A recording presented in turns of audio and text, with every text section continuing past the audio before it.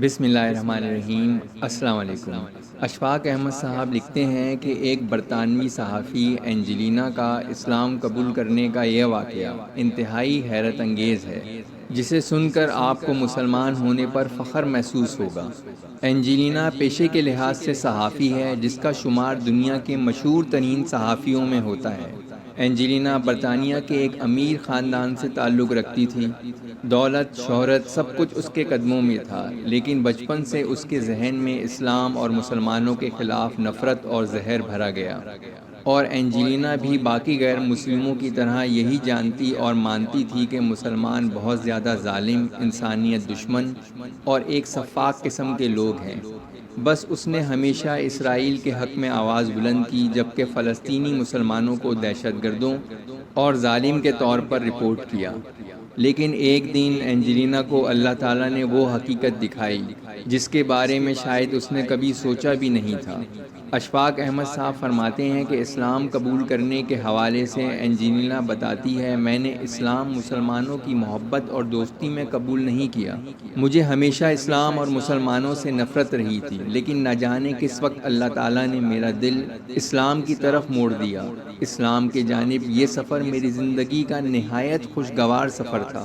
مجھے نہیں معلوم میں کب اصلاح کے راستے کی مسافر بنی، لیکن میرے ساتھ فلسطین میں پیش آنے والا ایک عجیب واقعہ جس نے میرے ذہن اور دل کے دروازے کھولنا شروع کر دیے۔ وہ بتاتی ہے کہ یہ سن 1990 کی بات ہے۔ میں برطانوی اخبار ڈومیل کے لیے فلسطینی علاقے مغربی کنارے روانہ ہوئی۔ فلسطین جانے سے پہلے میرے دوستوں نے مجھے سختی سے منع کیا۔ وہاں کے مسلمان انتہائی ظالم ہیں، وہ تمہارا ریپ کر دیں گے، پھر تمہارے جسم کے ٹکڑے ٹکڑے کر کے پانی میں بہا دیں گے۔ وہاں کا بچہ بچہ دہشت گرد ہے، وہ لوگ بم اور گولیاں کھلونوں کی طرح جیب میں لے کر گھومتے ہیں۔ یہی وہ نفرت اور جھوٹ ہے جو مغربی میڈیا نے لوگوں کے دلوں میں بھرا ہے۔ چونکہ میں ایک رپورٹر تھی اور یہ میرے کیریئر کا سوال تھا، اس لیے ان تمام خطرات کے باوجود میں نے فلسطین جانے کا فیصلہ کر لیا۔ اگلے دن میں فلسطین کے لیے روانہ ہوئی۔ میرے چہرے پر ڈر اور خوف اور افسردگی کے اثرات نمایاں تھے۔ میں دل میں سوچتی رہی شاید یہ میری زندگی کا آخری سفر ہو، لیکن مجھے کیا معلوم تھا یہ سفر میری زندگی کو خوشیوں سے بھر دے گا۔ سفر کے اختتام پر فلسطینی علاقے مغربی کنارے میں اس حال میں داخل ہوئی کہ میرے جسم پر میرا کوٹ بھی نہیں تھا، کیونکہ تل ابیب کے ہوائی اڈے پر اسرائیلی حکام نے میرا سب کچھ چھین لیا۔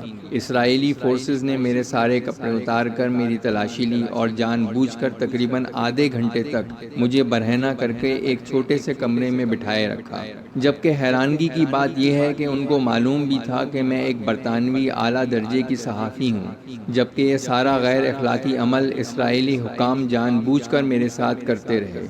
میں نے ساری زندگی جن کے حق میں آواز بلند کی، ان کا رویہ دیکھ کر مجھے شدید تکلیف ہوئی۔ اس کے بعد میں فلسطین مغربی کنارے میں داخل ہوئی۔ اس علاقے میں شدید سردی تھی، چونکہ میرا سوٹ کیس اور ضروری سامان اسرائیلی حکام نے اپنے قبضے میں لے لیا تھا، اور میں فلسطین کے مرکزی علاقے میں شدید سردی سے ٹھٹھرتے ہوئے چلی جا رہی تھی۔ اس دوران اچانک ایک فلسطینی خاتون نے میرا ہاتھ تھام لیا اور تیزی سے عربی زبان میں کچھ بڑبڑاتے ہوئے مجھے ایک تنگ گلی کی طرف لے گئی۔ سب سے پہلے میرے ذہن میں جس خدشے نے جنم لیا وہ یہ تھا کہ میں فلسطینی عورت کے ہاتھوں اغوا ہو چکی ہوں۔ میں نے سوچا اب میں زندہ نہیں بچ سکتی، اب پتہ نہیں میرے ساتھ کیا ہوگا۔ وہ خاتون مجھے ایک کمرے کے اندر لے گئی۔ 2 منٹ تک میں خاموشی سے دیکھتی رہی اور کانپتے جسم کے ساتھ پریشان ہوتی رہی، جبکہ وہ خاتون الماری میں کچھ تلاش کرتے ہوئے مسلسل میری طرف دیکھتی رہی۔ میں نے سوچا شاید وہ چھری یا کوئی دوسرا آلہ قتل کرنے کے لیے ڈھونڈ رہی ہے، لیکن میری حیرت کی انتہا اس وقت نہ رہی جب اس نے الماری سے ایک گرم کوٹ اور ٹوپی نکال کر میری طرف کی اور مجھے اشارے سے کہنے لگی، اسے پہن لو۔ یہ منظر دیکھ کر میں اس قدر حیران ہوئی کہ میں الفاظ میں بیان نہیں کر سکتی۔ وہ خاتون انتہائی شفیق اور محبت والی تھی۔ اس کے بعد اس نے مجھے ہاتھ کے اشارے سے کہا، گرما گرم چائے 2 منٹ میں تیار کر کے لائی۔ مجھے سمجھ نہیں آ رہا تھا یہ حقیقت ہے یا خواب۔ کیا یہ وہی ظالم اور سفاک لوگ ہیں؟ او میرے خدایا، یہ میں کیا دیکھ رہی ہوں؟ چائے پینے کے بعد وہ خاتون مجھے اس گلی میں چھوڑ کر آئی جہاں سے وہ مجھے اپنے گھر لے کر گئی تھی۔ اس عورت نے مجھے انتہائی گرم جوشی سے بوسہ دیا اور واپس چلی گئی۔ حیرت کی بات یہ ہے، اس سارے عمل کے دوران ہمارے درمیان ایک لفظ کا تبادلہ بھی نہیں ہوا، کیونکہ مجھے عربی اور اس کو انگریزی زبان کی سمجھ نہیں تھی۔ اس واقعے کے بعد میرا دل بھی پگھلنے لگا۔ میں شدید تذبذب کا شکار تھی۔ جن لوگوں کو میں ساری زندگی سپورٹ کرتی رہی، انہوں نے مجھے برہنہ کیا، اور جن سے میں ساری زندگی نفرت کرتی رہی، انہوں نے میرے جسم کو برہنہ رہنے سے بچا لیا، میری بہترین مہمان نوازی کی، اور بنا کوئی لفظ کہے وہ محبت دی جس کی مثال دنیا میں کہیں نہیں ملتی۔ یہ سخاوت اور فیاضی کی ایک زندہ اور بہترین مثال ہے، جبکہ اس کے بعد مجھے وہاں پر رہتے ہوئے بارہا اور کئی موقعوں پر اس بات کا تجربہ ہوا۔ ہمارے مغربی معاشرے میں روحانی گرم جوشی کا ایسا مظاہرہ کہیں دیکھنے کو نہیں ملتا۔ اب مجھے پورا یقین تھا کہ مغربی میڈیا مسلمانوں کے خلاف اس قدر جھوٹ کا سہارا لیتا ہے۔ میڈیا پر مسلمانوں کے خلاف جو بغاوت اور پروپیگنڈا کیا جاتا ہے، حقیقت اس کے بالکل برعکس اور مختلف ہے۔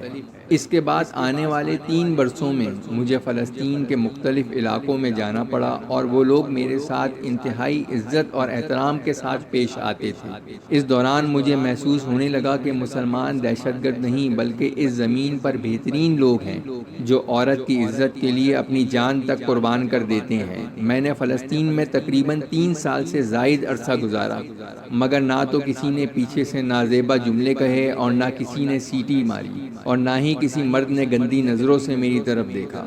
یہ وہی باتیں ہیں جو عام طور پر مغربی معاشرے میں بہت زیادہ عام ہیں۔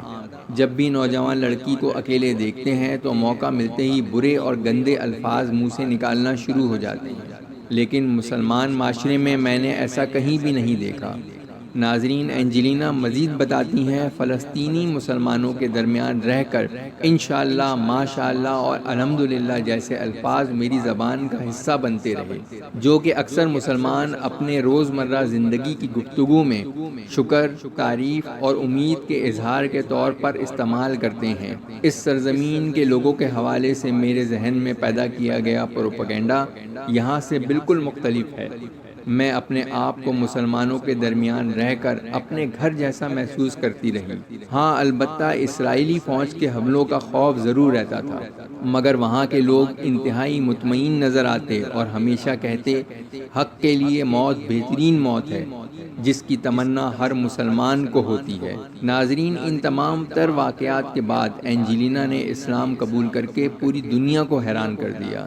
اینجلینا مزید بیان کرتی ہیں، اسلام سے بہترین کوئی مذہب نہیں، مسلمانوں سے زیادہ محبت کرنے والے کوئی اور لوگ نہیں، جبکہ اللہ تعالیٰ سے زیادہ مہربان اور طاقتور کوئی نہیں۔ یہ اللہ تعالیٰ کے معجزات ہیں جس نے ایک نفرت کرنے والی عیسائی خاتون کو اسلام کی طرف مائل کیا، جس نے مغربی دنیا کا جھوٹا پروپیگنڈا دنیا کے سامنے بے نقاب کیا۔